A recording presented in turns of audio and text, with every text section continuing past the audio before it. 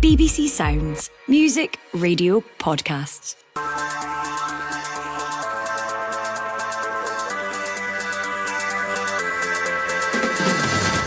Hello, I'm Jonathan Sutherland, and this is the Scottish Football Podcast. All the news, views, and analysis you need. It's Thursday, the 3rd of October. Here's what's on the agenda today. McCausland gets on to this, all came from the free kick, he shoots on the post and in! Ross McCausland scores! And Rangers will surely win in Sweden! Can Rangers build on their Europa League win over Malmo as they welcome Lyon to Glasgow? If Rangers can start the game, front foot and put the pressure, and maybe be aggressive, play higher into the pitch with a high block, it can work. But I think it will be an interesting game, tactically from both managers. We'll assess their chances and hear more from former Rangers defender Gregory Vignal and... Corner, header! And hearts are level! Lawrence Shankland! And it's a look of relief on the skipper's face rather than anything else. With Lawrence Shankland having broken his goal-scoring duck, can Hearts put their domestic woes behind them as they face Dynamo Minsk? The Scottish Football Podcast from BBC Sports Scotland. Joining us on the Scottish Football Podcast today, the former Hearts midfielder Ryan Stevenson and John Walker, coach, analyst and host of the Scots Abroad podcast and contributor to This Is Ibrox. Ryan, let's kick off with Craig Gordon. We were just discussing him before we went live on air. How pleased are you to see him back in the Scotland squad? I think first and foremost, a 41-year-old, it's giving hope to all of us, isn't it? Just unbelievable. I think even just doing it at 41-year-old in general would have been an amazing feat. But after obviously coming back after his horrendous leg break, coming back, he's now back in the sticks at Hearts regular. To get in the squad at 41-year-old is just incredible. So yeah, well on him. It's an inspirational story. Less inspirational, John Walker. The last time we spoke, you were predicting to me that Scotland would be the dark horses at the Euros. But we'll gloss over that. Don't worry, that's okay. I was just going to ask you instead, are you a Dynamo Minsk man or more a Dynamo Minsk man? Dynamo. And you're serious about that. There's no messing there. Because I was just going to flip-flop depending on how I feel, basically. We'll see how it goes, shall we? Lots to discuss with John and Ryan. We'll also hear from Gregory Vignal, as I've said. But before all of that, let's quickly clatter through the latest headlines. New St Johnstone head coach Simo Valakari says he's thrilled to be back in Scotland, saying, "I started my professional career here, so it was always a special place in my heart. Everyone is breathing football. That is what I've been missing in my last positions." The 51-year-old former Finland international spent almost 3.5 years at Motherwell before joining Derby County in May 2000. Inverness Caledonian Thistle have proposed setting up a crowdfunding page to raise £200,000. In a letter, the club told shareholders unless the appeal can raise £200,000 immediately and certainly by Wednesday the 16th of October, then administration is inevitable because the club would be insolvent. And the first Old Firm derby of the SWPL season will take place tonight. Rangers top the table with maximum points from their opening 7 games. Glasgow City are on the same points total, having played one more match. Celtic are 2 points behind. The game takes place at Broadwood Stadium, kicking off at 6 o'clock. Let's kick off at Ibrox with Lyon, the visitors, in the Europa League. Great result and performance for Rangers in Malmo last week, but less convincing at home to Hibs on Sunday, certainly. John Walker, what can we expect from Rangers, do you feel, against Lyon? I think it'll all be dependent on Diomande. I think there's been a lot of debate about Mo Diomande and what his influence on the Rangers team is, but I think against a better side in Malmo, taking the game to Rangers a little bit, you've seen a lot of what Mo Diomande brings to the Rangers team. Very effective in counter-attacks, winning the ball back and starting those counter-attacks.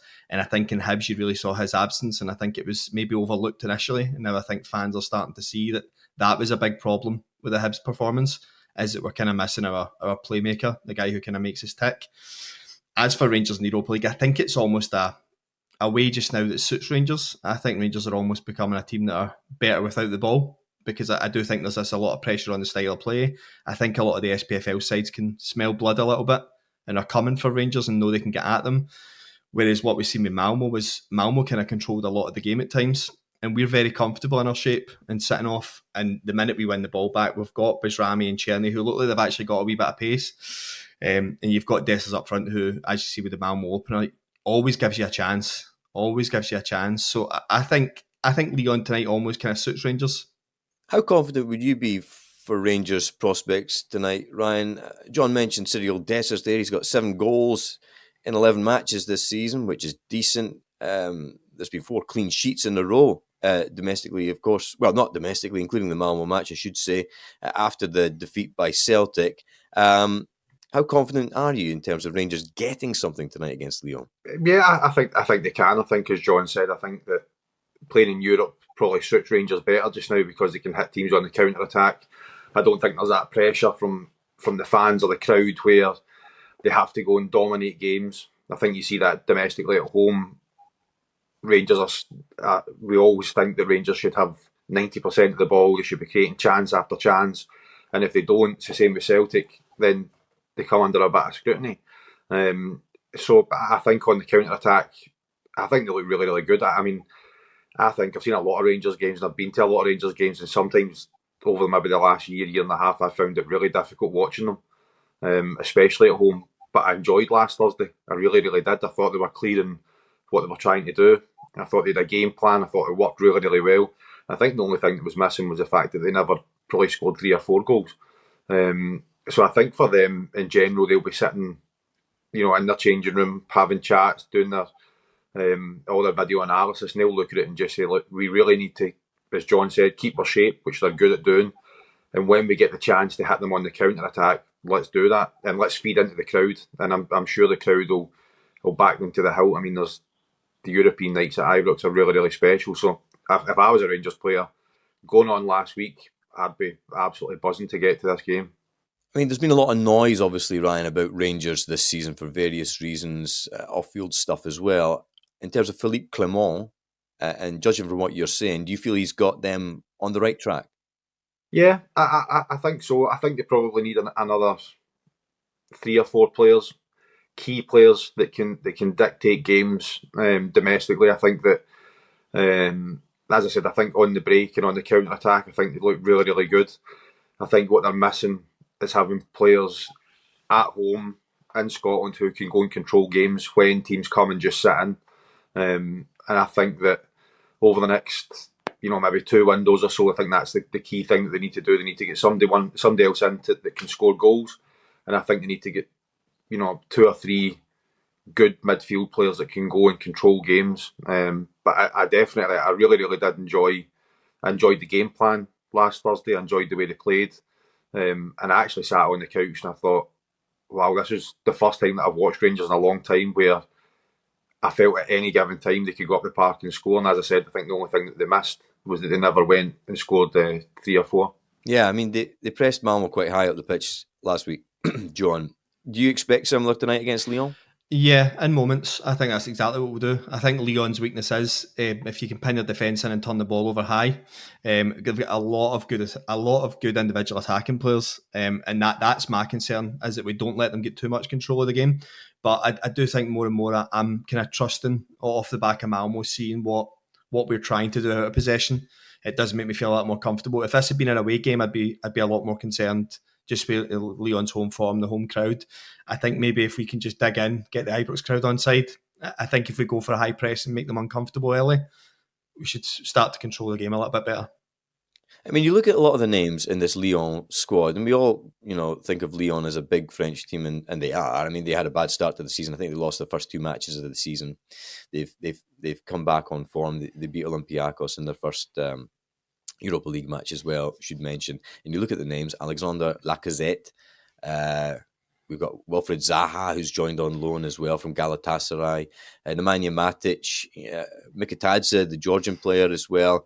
This is a difficult team that probably, well, I think undoubtedly, is worth more than the Rangers team, John. But in terms of Ibrox, the exile has ended for Rangers. They're back at Ibrox. We know what a powerhouse that can be for Rangers.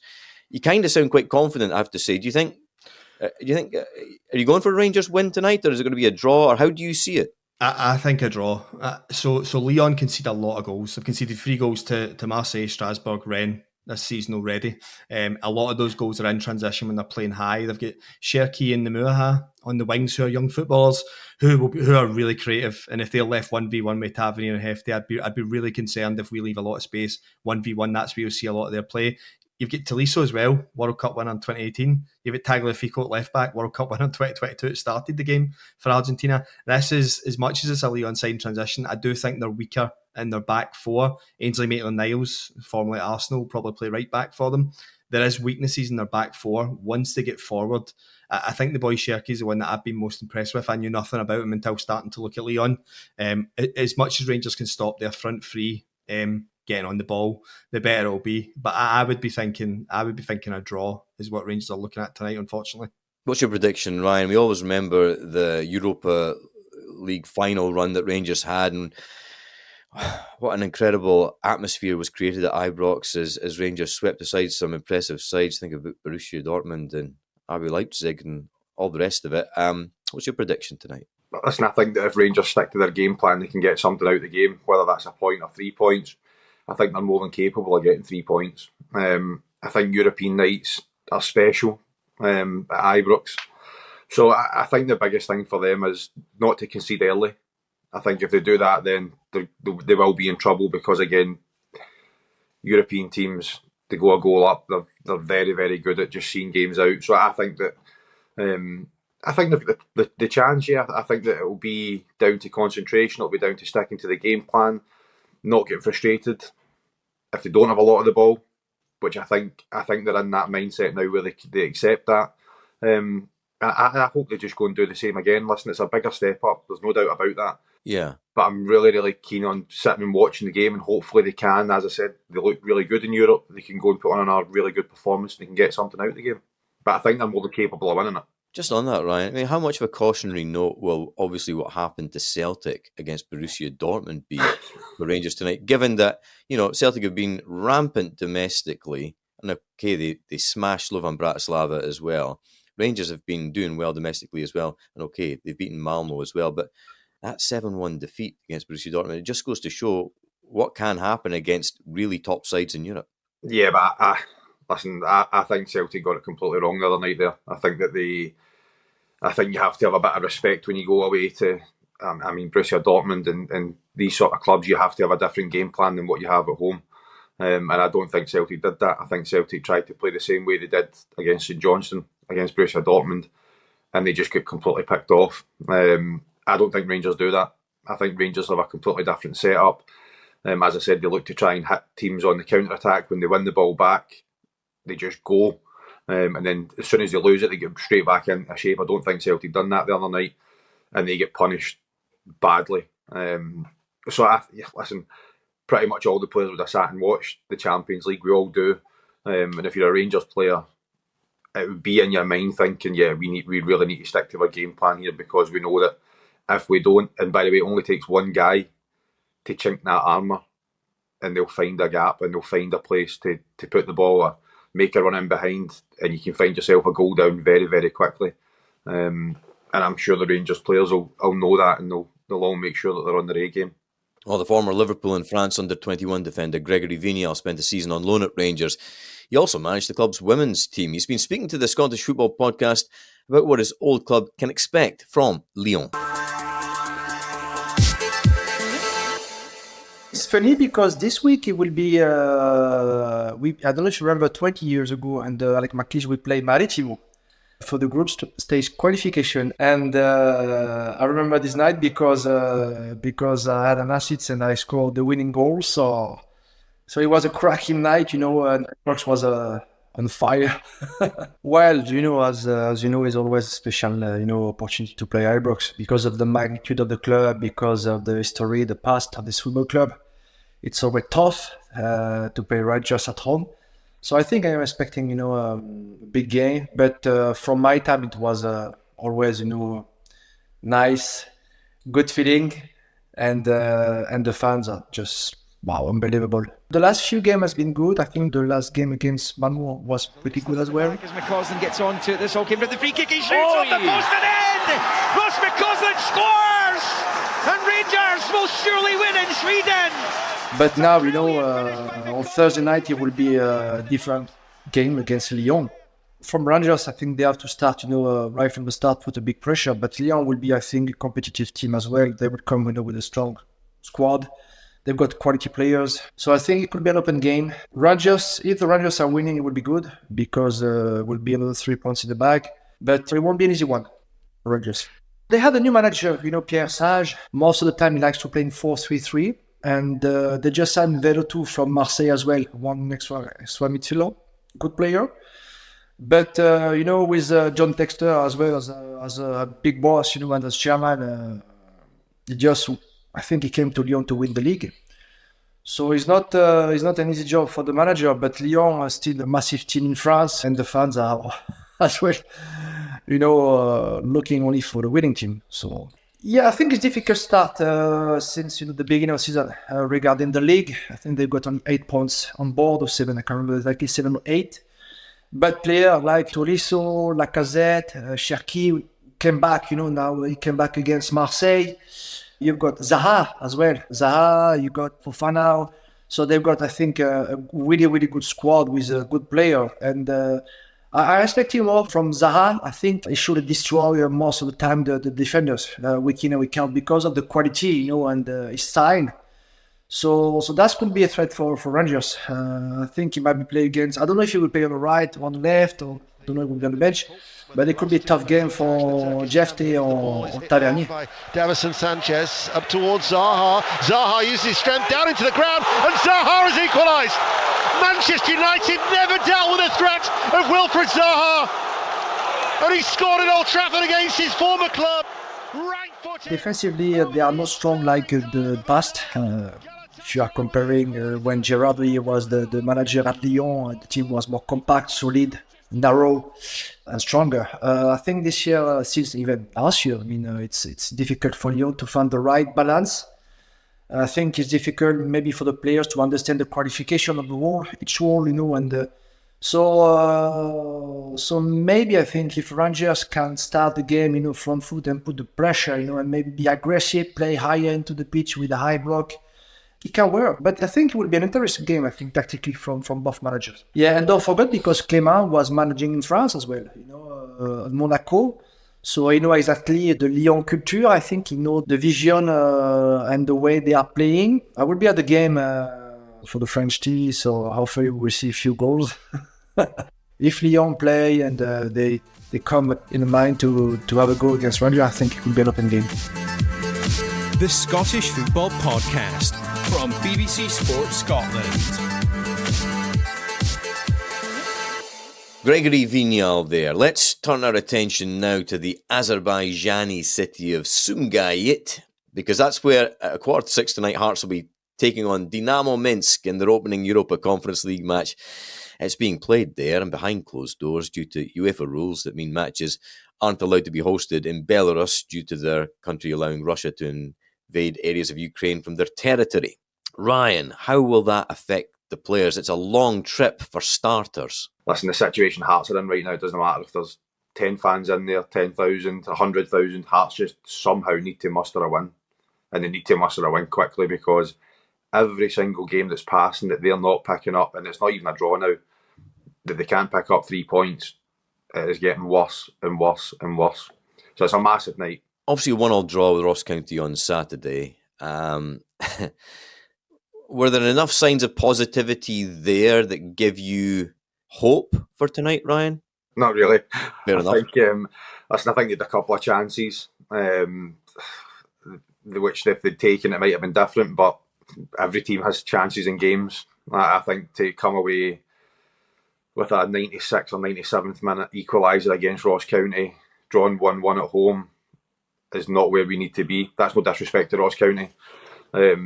It's a great result for them, but for Hearts, just everything that's going off the park, going on the park, trying to find a new manager, all the stuff in the press, using Tony Bloom's company to try and drum up analytical stuff on managers that might be coming in and things like that. I just think it's a bit of a mess just now. The counter-argument might be right now, Ryan, that Lawrence Shankland scored against Ross County, and how reliant were Hearts on Lawrence Shankland last season. That has got to be a shot in the arm for Hearts, at least, if we're looking for some kind of positive here. Yeah, listen, brass tacks of it is we need Lawrence to score goals, because if Lawrence doesn't score goals, we don't score goals, or very rarely do we score goals. So I was banging the drum last year at Christmas time that Lawrence was sitting on 19 goals. The closest to Lawrence was 3, and that was own goals from other teams. Yeah. So that shows you there's a big, big problem there. And if Lawrence isn't scoring, we find it very, very hard. Now, the good part of that is, yes, he scored on Saturday, but we're in Europe. I mean, this is going to be a very difficult game for us, and we can't just rely, the same at home, we can't just rely on one guy to bail us out constantly. John Walker, how do you see their approach against Dynamo Minsk, and how much hope do you hold out for Hearts? I think Hearts can win this. From what I've seen in the Ross County game, albeit only the highlights, a lot of what Hearts like to do is down the sides and getting crosses in from Kingsley. Lawrence Shankland is a real threat in the air. Lawrence Shankland has broke that duck now. I know a lot of people were going on about he hadn't scored. Lawrence Shankland started last season, as Ryan said. He only scored 1 in the first 9 SPFL games and then went on a run of 14 and 15. The European goals against Rosenborg kind of masked the slow start he had last year. So I would be thinking that goal against Ross County could maybe be a wee bit of a starter for him. Dynamo Minsk are very weak defending the box. They do like to press high initially. They will do that at home. But I think Hearts can get down the sides, and I think it will be dependent on which three behind Lawrence Shankland Hearts go with. I think this is a game for Mackay, Danda and Spittle, or Mackay, Danda and Forrest with Spittle behind them, and really just try and get down the sides of Minsk and get crosses and delivery into the box for Lawrence Shankland. Interesting. In terms of Dynamo Minsk, they won 2-0 at the weekend. They're top of the Belarusian Premier League. I don't think Ryan or I are experts on Belarusian football in general. But John Walker, you are. You will be. In terms of just developing, in terms of Dynamo Minsk, what do Hearts need to look out for? It'll be a 4-3-3 formation. Steve Alfred, Nigerian centre forward, really pacey in behind. He's got goals in him. Scored at the weekend, scored in the last European game against Lincoln. They've also got Bonnie Amien, in midfield, an Ivorian midfielder who's on loan. Really, really fast breaking from centre midfield. That would be the two concerns for me, is that pace on the counter-attack. He's got lots of energy in midfield. I quite like him. Maybe not as technically gifted. If he was, he'd probably be playing in a higher league than the Belarusian league just now. But I do think this is a team that Hearts, for an away game starting off the European campaign, I think this is one that they can go and genuinely win. I think they've got, as much as Hearts are out of form, they've got better players across the park. There's nobody that massively stood out. Their defeat against Lincoln Redents was would have been a bit of concern. 2 narrow 1-0 defeats to Anderlecht, but in both those games, Anderlecht had like 30 shots in goal. So they are kind of masking a little bit what those results were. I know Hearts are out of form, but I think Hearts are a great price for any avid bettors tonight. I think they're looking really good in a Lawrence Shankland goal as well tonight. So an empty stadium, John. What's your prediction score-wise? 2-1 Hearts. And Ryan, what's your prediction going to be? And is it going to be a prediction that fills you with a song in your heart as you maybe head with hope in your heart on Sunday as Hearts take on 12 wins in a row, Aberdeen? Mate, I have absolutely no clue. I love your honesty. That is my answer, because right now, I just put myself in that position where I think if that was me sitting in that changing room with the guys that I played with, we would genuinely listen to what the manager or Liam Fox at that stage would have to say. But see, as soon as Liam Fox left, under the circumstances, I would genuinely be sitting there saying, I don't care about formations, anything about anything. We just need to win. No matter what, if it hits off Lawrence's bum and goes in, or the back of my head and goes in, we just need to win. They need to do whatever they need to do to win and get back and get into the league and start picking up points. So listen, same as John, I'll go for a 2-1 for Hearts, and I've got everything crossed, fingers, toes, everything crossed that they can go across there and they can get a result. I hope Hearts clip this up and make that the team talk tonight, Ryan. Nice one. Thank you for that. That's all we got time for. Many thanks to John Walker, Ryan Stevenson and Gregory Vignal. Remember, you can listen to Dynamo Minsk versus Hearts and Rangers versus Lyon on BBC Radio Scotland Extra from 5 o'clock. You can also keep that up to date with all the live action on the BBC Sport website and app. And of course, the Scottish Football Podcast here every day. So to be alerted when new episodes are out, subscribe on BBC Sounds and have push notifications turned on in your phone. Scottish football, the gift that keeps on giving. Thanks for listening. This is the shocking moment English football has been dreading. My name is Moses Swabu, and I used to be a professional footballer. But then I got in deep with organised crime and became a match fixer operating in the English League. A match-fixing investigator has highlighted 2 matches he says appear to have suspicious betting patterns. How honest are you going to be with me? This is 100%. Join me for Sports Strangers Crimes presents Confessions of a Match Fixer. Listen on BBC Sounds.